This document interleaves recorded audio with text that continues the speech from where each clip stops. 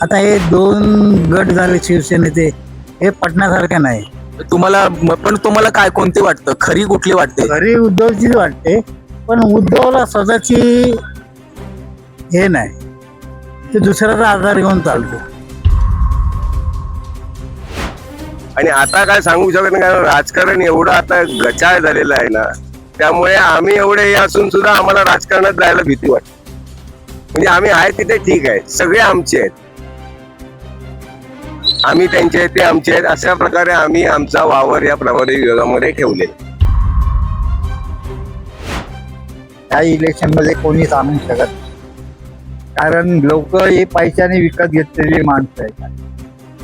पैसा जिथे सर्व चालते, बाकी काय नाही. पैसे दिले, यंग मुलं तर पैशाच्या याच्यातच वाहून गेलेली आहे. 2 तास तर पलीकडे जायला लागतात. मग आमचं पेशंट उद्या काय झालं तर काय बॉडी घेऊन जायची का पेशंट घेऊन जायचा, हा मोठा प्रश्न आहे. पर्याय आम्हाला काहीतरी जागा दिली असती तर आम्हाला त्याच्यात बरं वाटलं असतं, कुठल्याही पक्षाचा असतो. मग